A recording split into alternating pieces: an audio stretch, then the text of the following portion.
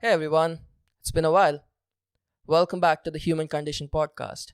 This is episode 9 and it's about values and one value in particular that we consider most powerful in our life.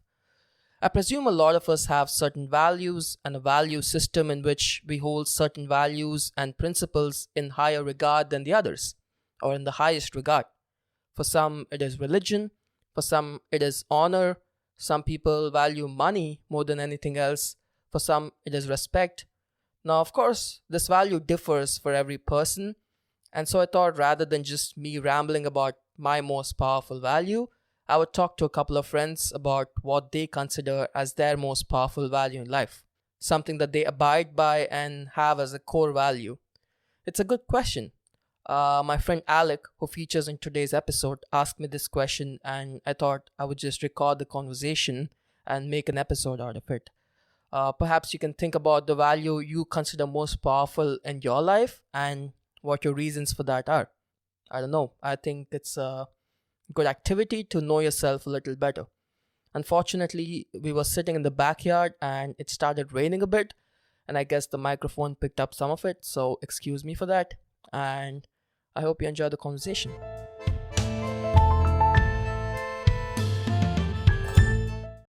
Are we good to go, boys?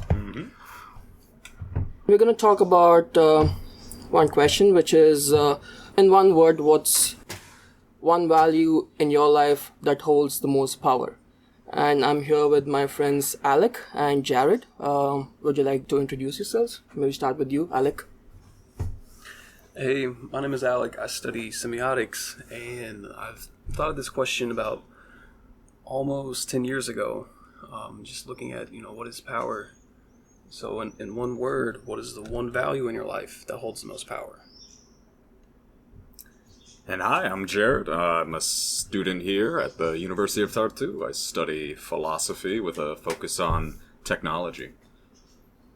Right, so we were all students at the University of Tartu. That's how we all met. And so yeah, maybe I'll go first. One value that holds the most power in my life, I've been thinking about this a lot since I texted Alec and we wanted to do an episode about this. I haven't really given it a lot of thought before because, I hold a lot of values in my life, but I haven't prioritized them in a way where one value holds more power than the other. But I've been thinking about it for the past week or so, and I couldn't put any value past honesty. Honesty not in the way where you're trying to tell the truth to others and always not lie to others, because I think that involves a lot more aspects of, sometimes you lie to feel validated and to be accepted by others, but honesty on a more personal level, which is a kind of an intellectual honesty where you don't lie to yourself, you don't allow yourself to lie to yourself. So I'm not sure if honesty is the right word for it. Maybe perhaps you could call it integrity or sincerity, but the idea is basically an intellectual honesty where you don't lie to yourself. And I say this because that's what has brought me the most substantial amount of change or development in my life. By intellectual honesty, I mean there's different kinds of lies that you can tell to yourself, and it's so hard because you're the easiest person that you can lie to.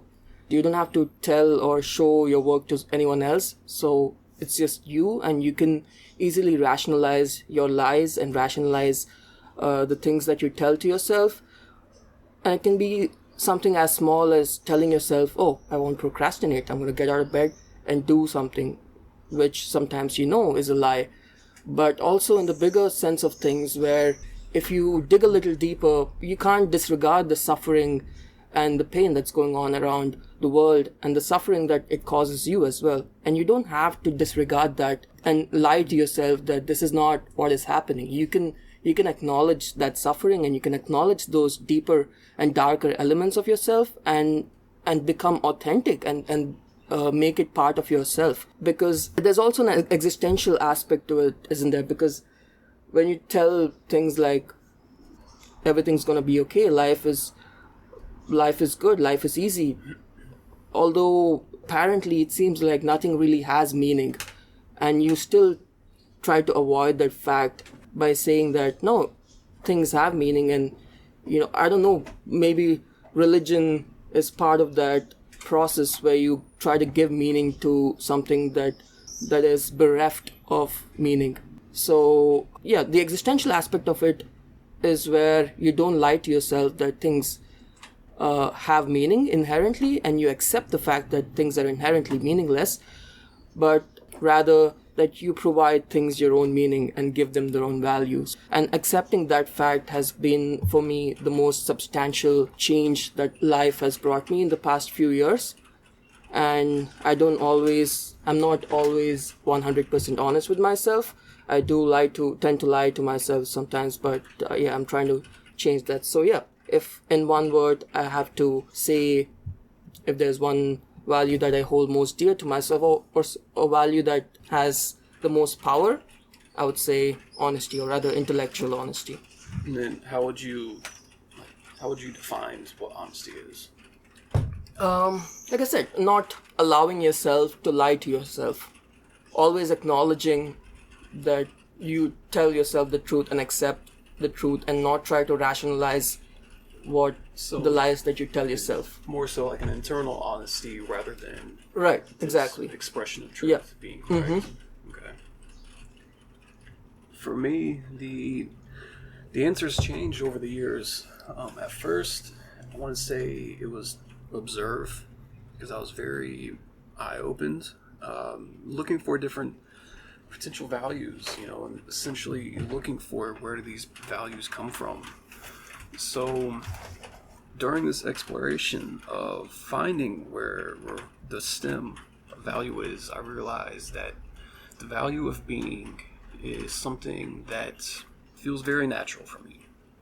And the value of being leads to so many other potential actions, such as, whether it is being honest or happy or being successful, all these things, they rely on this state of being.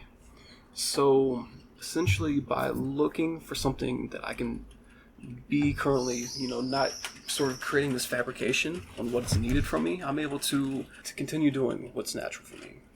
And that helps live more in the moment and being able to understand how to make this meaning more enriching rather than just waiting for your objective to be complete. So, I've asked this question to hundreds of people over the years, and one of the things that's good to point out, initially, is that this one value, it's not only what you possess, it's also what you seek. So when it comes to the value of being, you're able to grasp both of them to an extent. So you can continue being yourself, and you can aim to preserving your identity.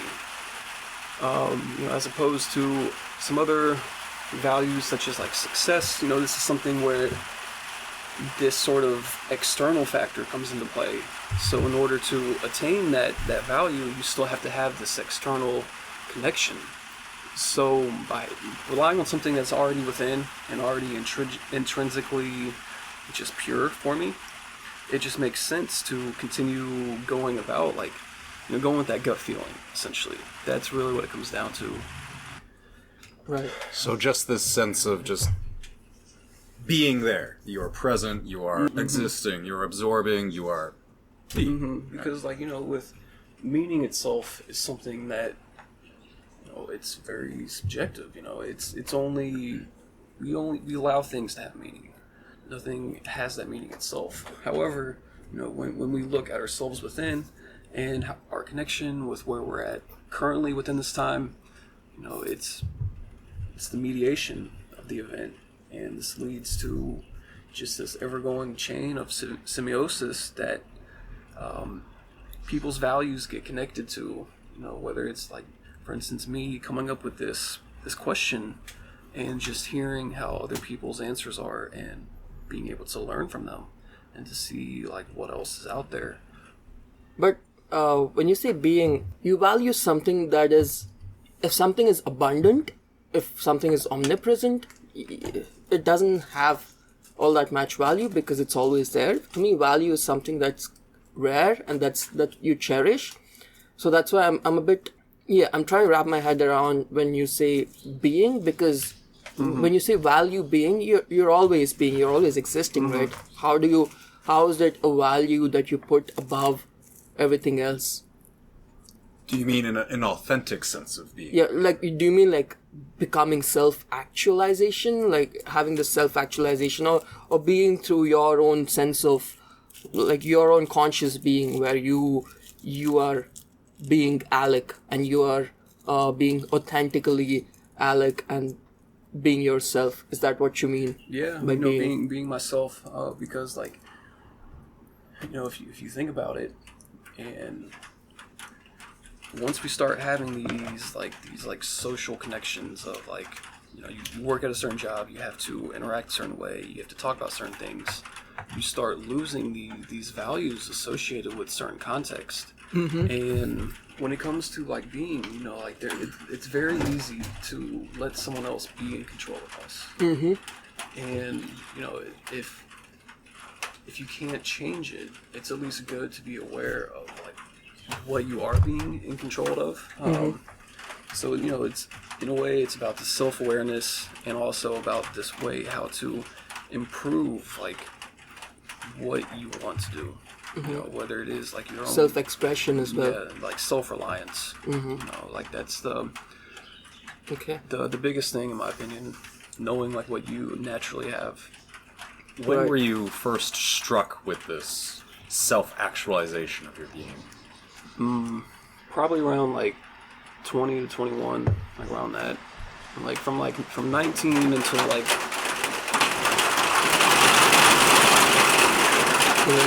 it's some heavy rain.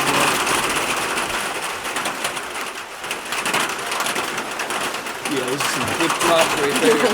Damn. I'm guessing the microphone's picking that up. Yeah. Yep. Definitely. So Alec just presented us with a book that is written. How long ago was this? Maybe 6 years ago, before I was finishing my degree. Okay. Cool. But okay, Jared, maybe you can tell us about your value, the one value that you hold in most power. Sure. So I would say the value that holds the most power in my life is curiosity. And by curiosity, I mean an intrinsic desire to know. So what I mean by intrinsic is that it's something internal, that the thing that I want to learn, the thing that I want to know is an end in itself. I'm not trying to learn it because it serves some other purpose. It just is. Right. So perhaps in the same way as Alec was saying with being, I am curious about things just as they are, allowing them to be as they are. And the reason why this is so powerful and important for me is the fact that the world itself is unknown to us, that there's so much mystery, there's so many experiences and people and things out there that we just don't know about in our own subjective selves. And so to approach this unknownness to the world in this open way, I think, brings a sense of beauty to the world itself. You want to know about it. You want to learn. You want to experience it.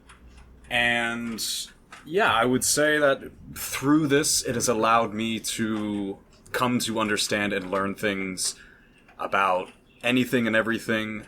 And it's this sort of passive and active sort of activity. Passive because I'm just allowing things to be as they are, but active in that I am actively reaching out to try and grasp what is it that is in front of me.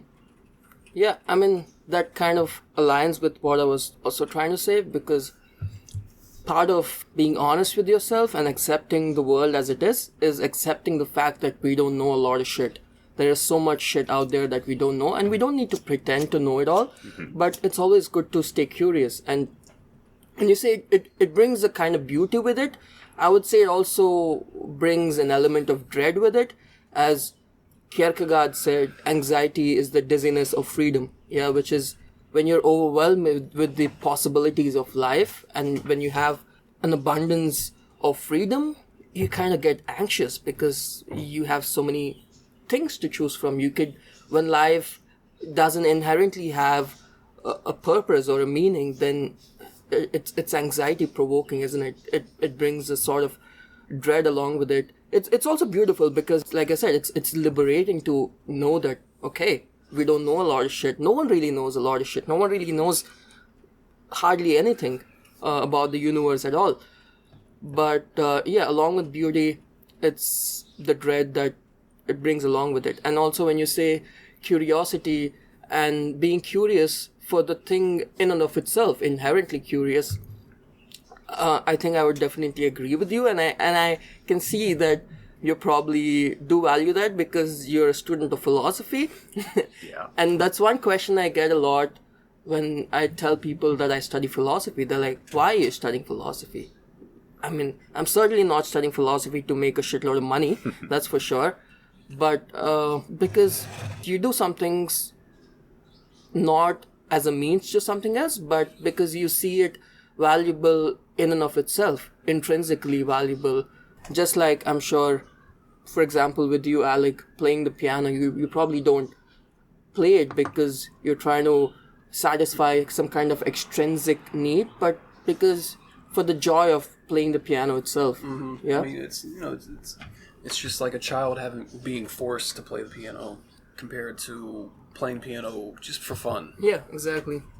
I would say I've got two things to what you said. So the first thing you had mentioned about this sense of anxiety, and you brought up Kierkegaard and his thoughts on it.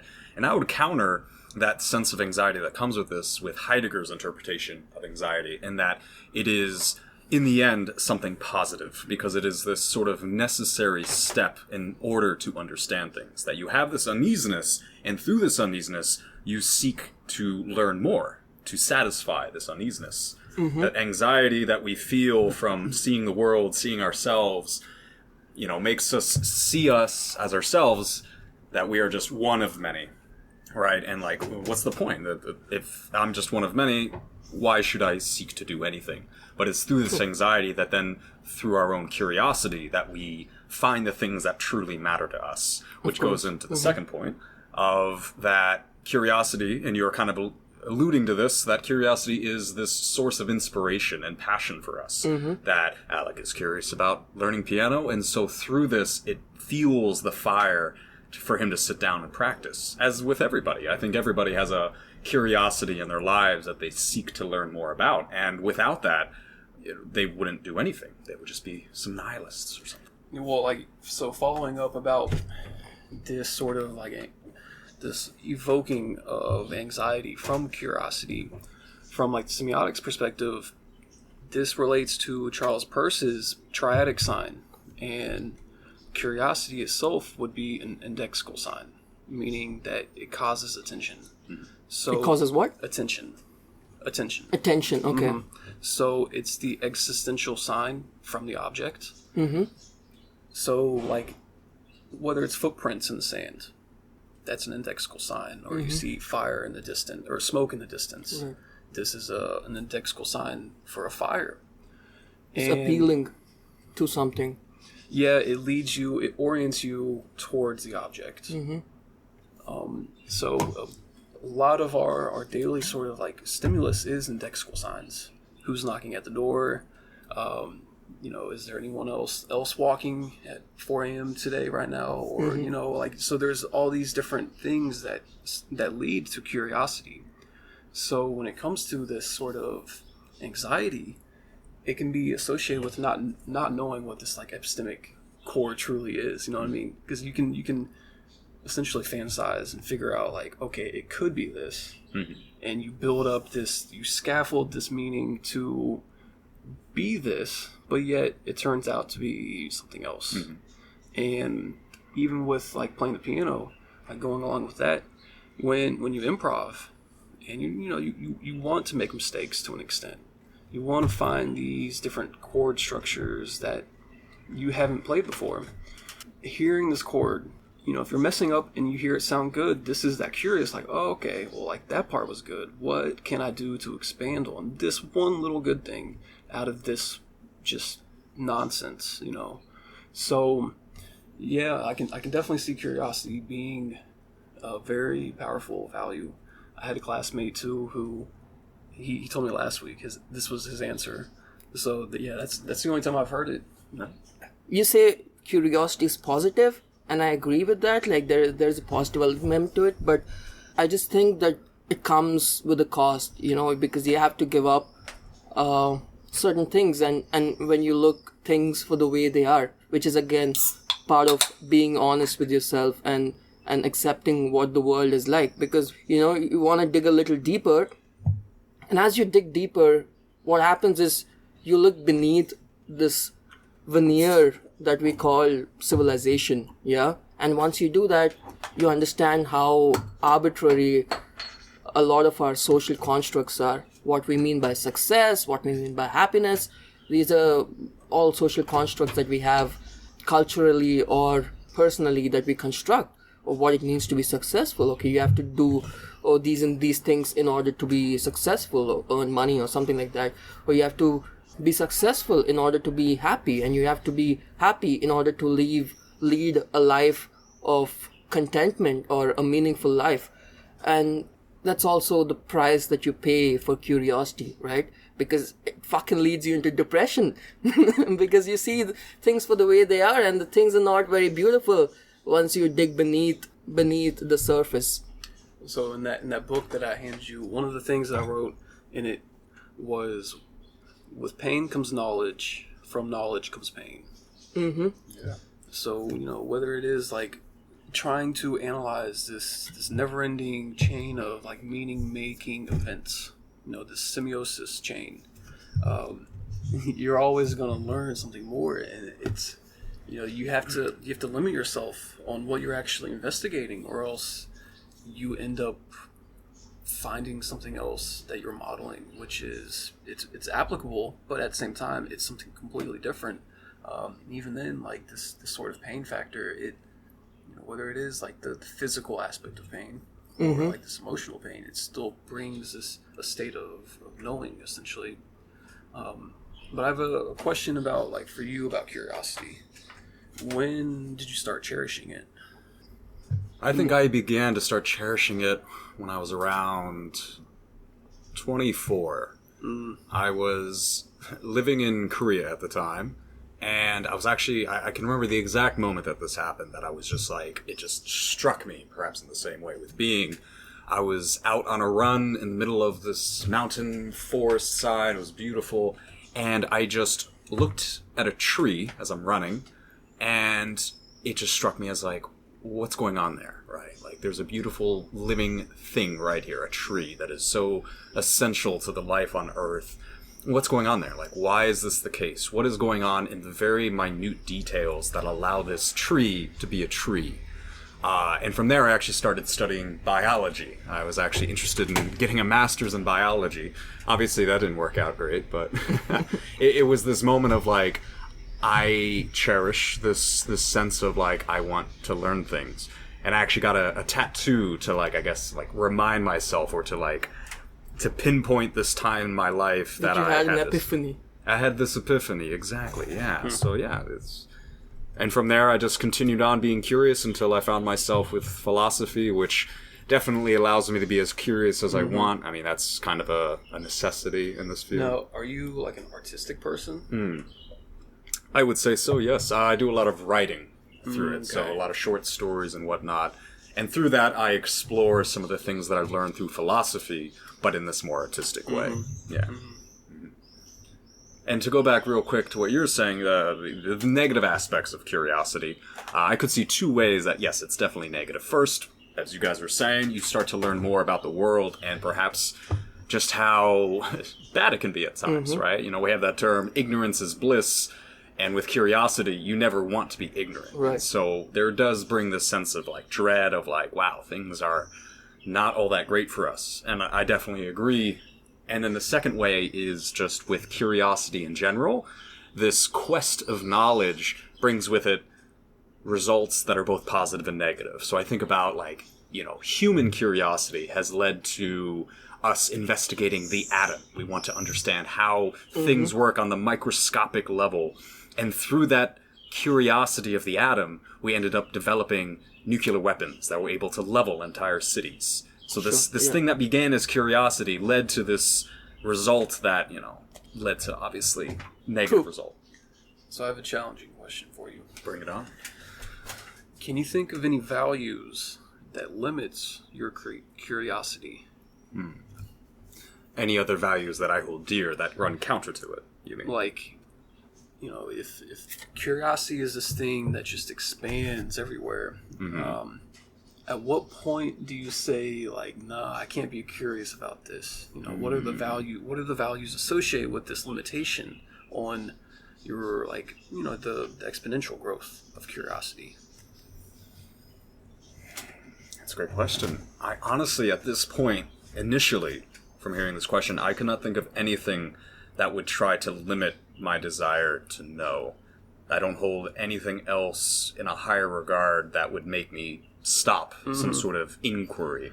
So that's why I tried to define curiosity as something intrinsic, because as I see it with an intrinsic sense of things, the ends in themselves, if I were to run into, say, a friend and I was like, ooh, they have a secret I want to learn about, my activity of being curious, as I mentioned, was both passive and active.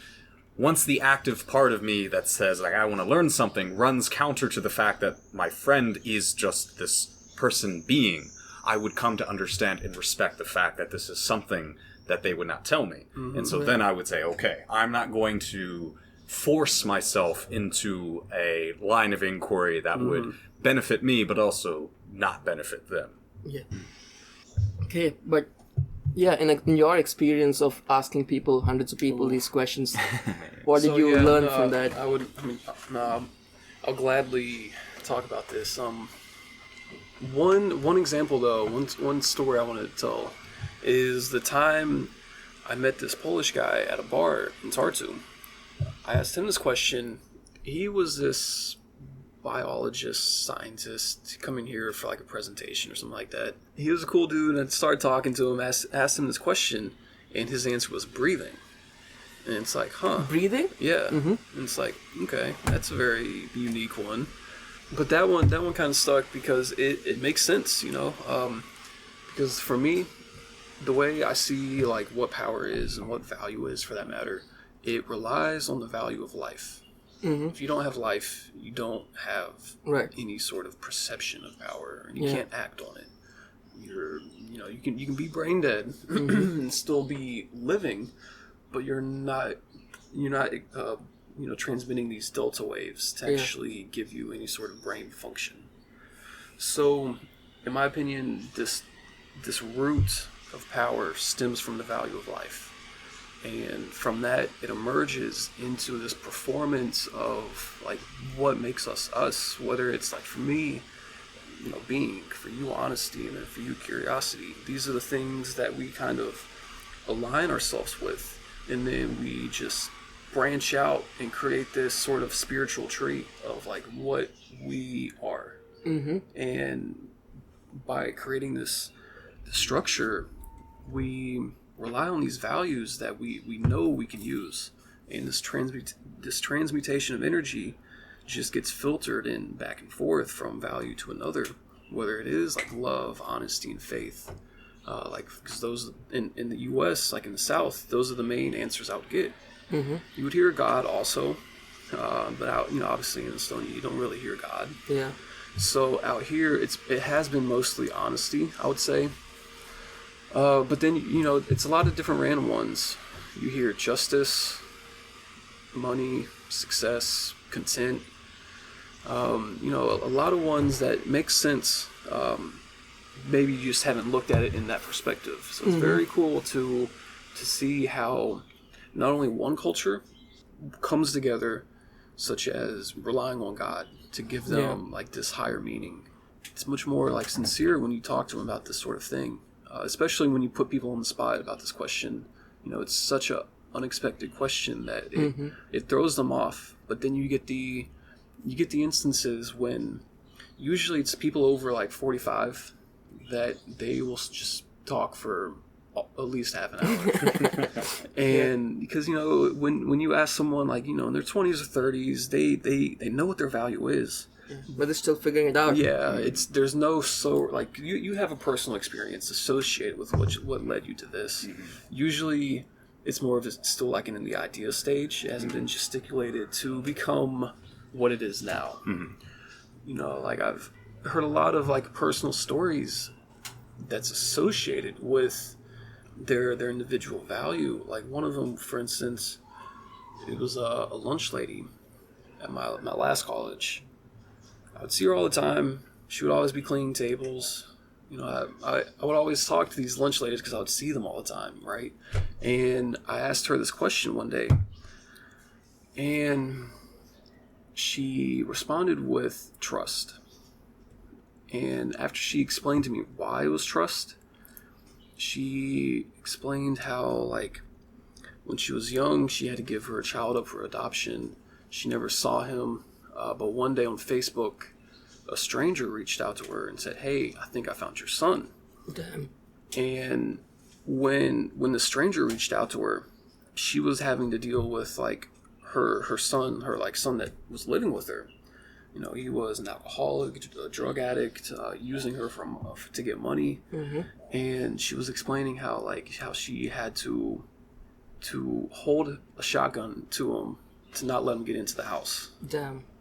And so from me listening to this, and hearing how this, like, her son that was, you know, given into, you know, adoption, she was explaining how the son that was adopted is so much like her. They were both like track stars. They both had this engineering mindset. Like they went to school for that.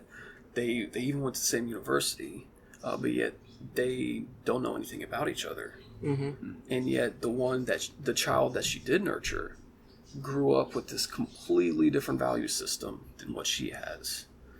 So, you know, I felt for her because, you know, I did not expect the story, and it was very eye-opening to hear about this, because she was so sure on, like, it's trust, you know, and this is why it's trust.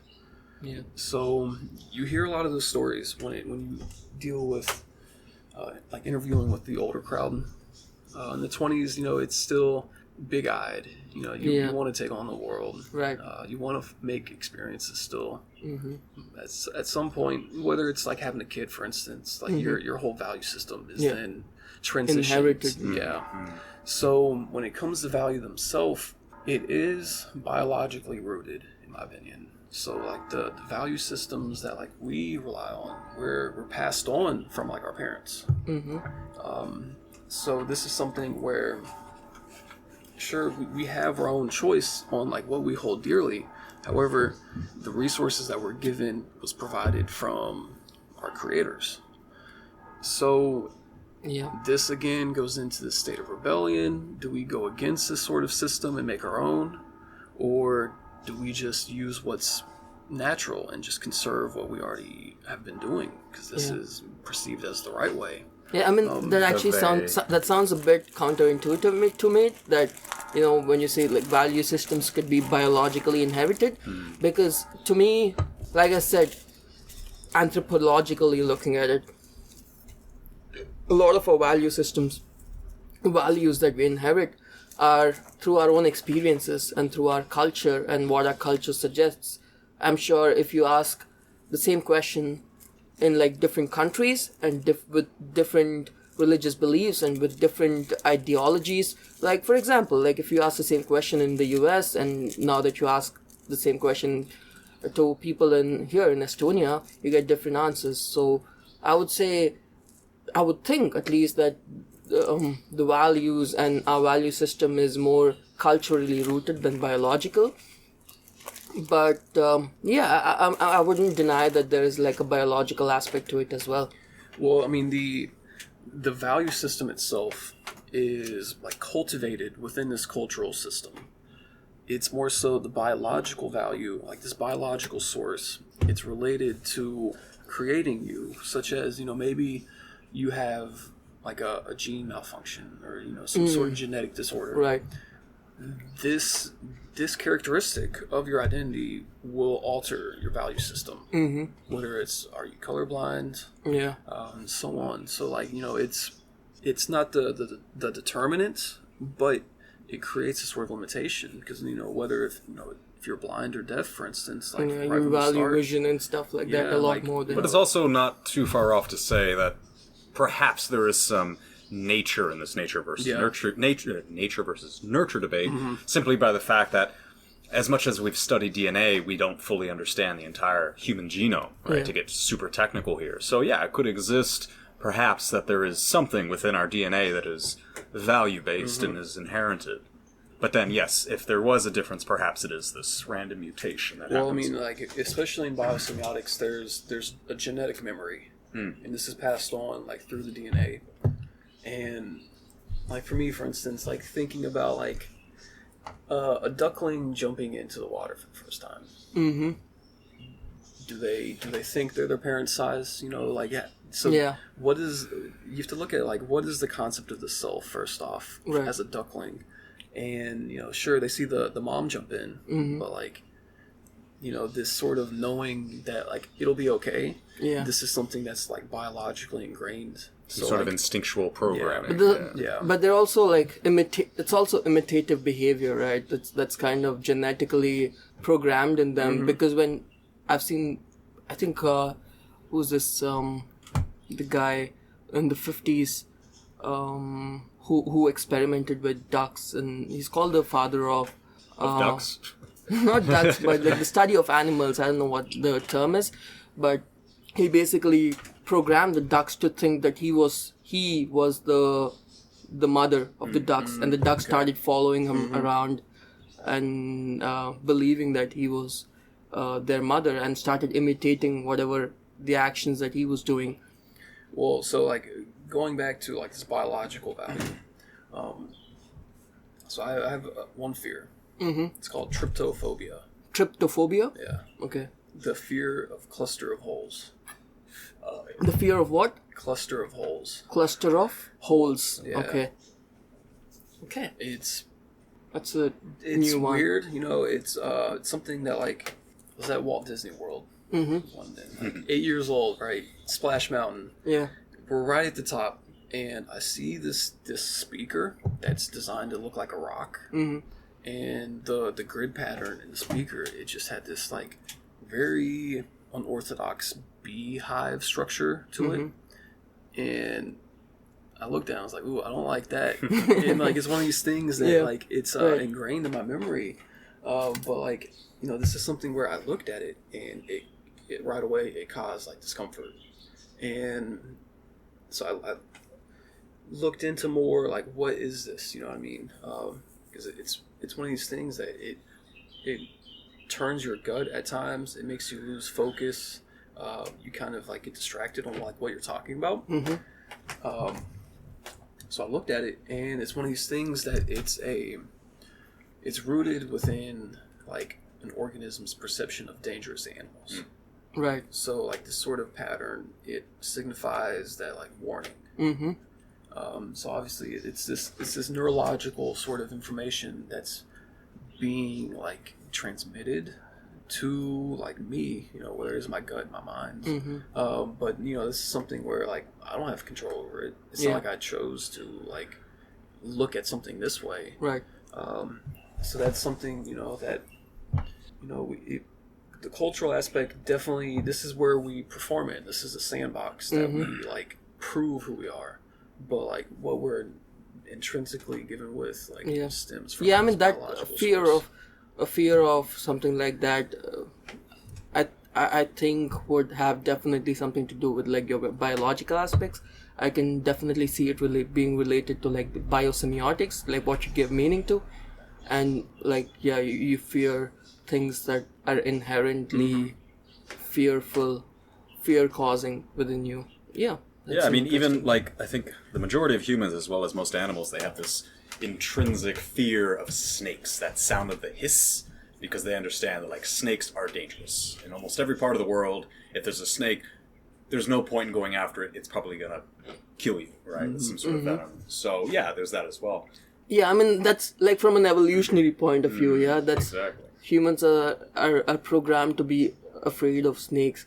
I mean, that's again a different a kind of a meta a meaning that someone like Carl Jung spoke a lot about these archetypes. Yeah, Yeah. and like, you have this individual consciousness and individual beliefs and thoughts, but also as a collective, not just culturally, but as a collective, a species, we have these kinds of patterns emerging that he calls archetypes. The archetypes of the unconscious. Yeah, I think that's really interesting as well. That we as a species can evoke this kind of behavior or patterns that we ourselves are not really aware of when we're conscious. Yeah, I mean, even say your powerful value that you have with honesty, I would say that is, at least in some part, some sort of intrinsic evolutionary thing that, we lived in tribes, and so we needed trust and honesty Right. in order to survive. However, that's not always true given human history. We tend Yeah, to also lie exactly. a lot. But it's usually not against our own all the time, right? Like just to continue this archetypal discussion here. But yeah. Yeah, true. Yeah, but like I said, the kind of honesty that I was referring to was more like an internal Of honesty. course, yeah. Because it kind of puts me off when people say that it's all good, everything's gonna be okay, it's all rainbows, like look at the rainbows outside, and disregard all the suffering and the pain that life is causing you. I'm like, come on, you can't just put that thing aside. You're gonna have to deal with it at one time in your life, when, I don't know, shit's gonna hit the fan at some point, man. You better be prepared for it. So I think to mentally prepare for it, you have to be honest with yourself and prepare yourself that things are sometimes messed up, and we just have to accept the fact and embrace that element of life that, we don't know a lot of shit, and the shit that we know sometimes is fucked up. Yeah, we call that toxic positivity, right? Yeah, People toxic always want to be positivity. positive. Exactly, But yeah, you're yeah. right. Like the second the shit hits the fan, the kind of people who are in this mindset, like they don't know what to do, they start freaking Yeah. out, right? It's like, whoa, I thought life was all good. Like, of course it's not. But the question now, perhaps that we could move to is like, why? Why do we feel this necessity to be toxically positive? Why is that a value for some people to be always positive all the time? It seems very inhuman, right? Like human life is positives and negatives, ups Yeah. and downs. I mean, to me, it baffles me how you cannot be depressed and anxious about life because of life itself. There's like Kierkegaard said, it's so dizzying the number of choices you have, then the consequences that it could possibly lead to is just unfathomable. Yeah, so it should be, you should be anxious and you should be depressed about life, but yeah, like I said, it's depressing, but it's also, there's something to ameliorate that depression, which is that it's all meaningless, it's all good, because as long as none of it has meaning, you're good to go. Like you don't have like this kind of God figure or something. The death of God. I mean, that's kind of what Nietzsche was speaking about also, right? Because when he said, okay, with all the scientific advancement and in the 19th century, when people were starting to give up religion a lot more than in the 17th or the 16th century, Nietzsche was speaking about, when he said God is dead, he didn't mean like literally God is dead, like a lot of people take him to be. A lot of people also mistakenly take Nietzsche to be a nihilist, which he wasn't. What Nietzsche was intending to say there was that, alright, you've given God this value, or you've placed God as the most powerful being, as the most powerful value that you have, and now that you're giving it up, God is dead. So what now? What exactly are you going to replace it with? Because you've destroyed your fundamental beliefs, your some foundational values. So what exactly are you going to do now? And that's the question Nietzsche posed to the people who were giving up religion. I mean, he was not for religion. He was definitely against religion, and he always called this slave mentality and people who believe without any rational thought. Just following the leader. Exactly, but yeah, that's a big problem, and that's also And Nietzsche and Kierkegaard kind of fall into the same category to me, where like also Kierkegaard saying anxiety is the dizziness of freedom is also referring to that aspect of what Nietzsche is saying, which is that, okay, God is dead now, you have infinite possibilities, what exactly are you going to do now? What values are going to choose? Yeah, I mean, if we took this initial question back to the 16th or 17th century, I'm sure everybody, at least in Europe, would say God, God, right? Like, that was the exactly. highest value. And yeah, what Nietzsche was basically saying is that was no longer the case. Yeah. And so, for him, nihilism, this loss of value and purpose, was perhaps this necessary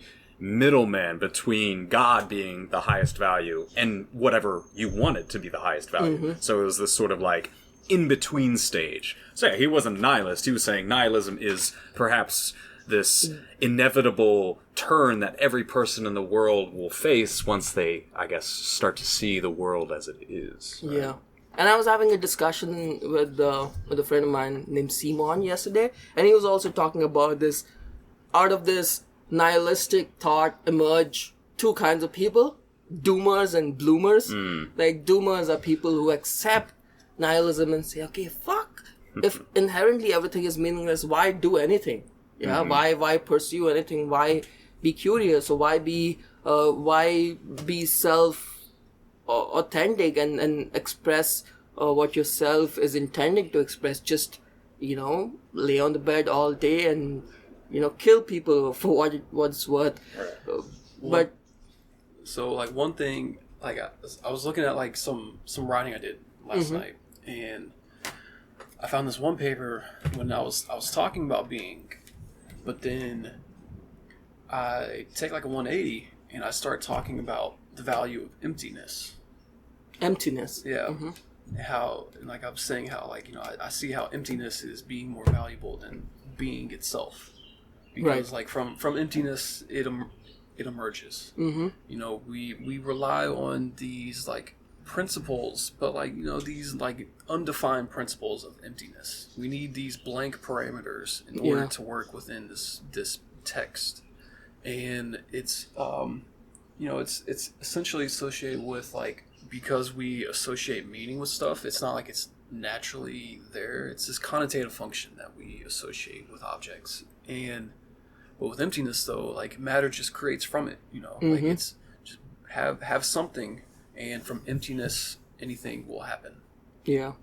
I'm sure like Heidegger would have a lot to say about nothingness and emptiness.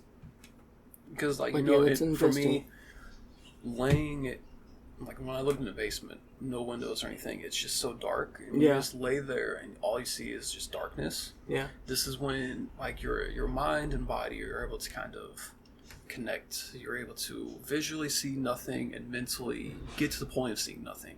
Because if you're a constant overthinker, stuff is always on your mind. Yeah. So by having this mental space of emptiness, True. Whether it's like just clearing the clutter, or by expanding this like mental view, you're able to then create from that.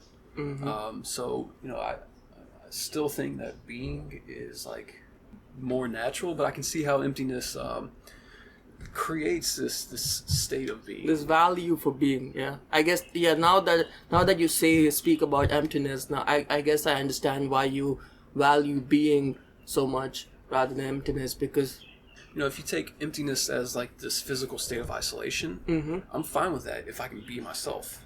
Like that's what I did for 5 years. Like living on the lake, I was by myself, like creating, just doing stuff on the water. Like sure, like the social communication wasn't there, but it was still something that like going again to the curiosity, this internal curiosity. I just wanted to create. I just wanted to do that.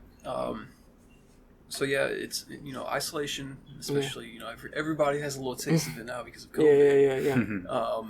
It's mixed feelings, but it's it's something that like it's good for the soul, in my opinion.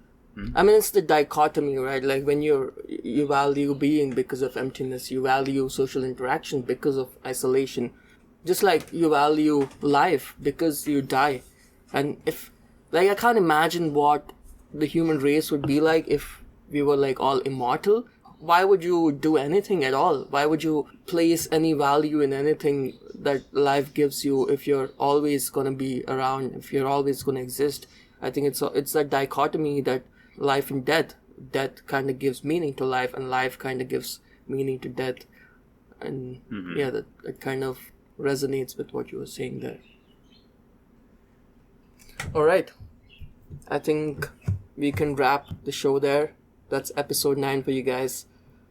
And yeah, let me know what value you hold most dear to yourself, or you hold most powerful in your life. And perhaps we could have a discussion. Thank you for listening, guys. Cheers. Bye. Bye-bye.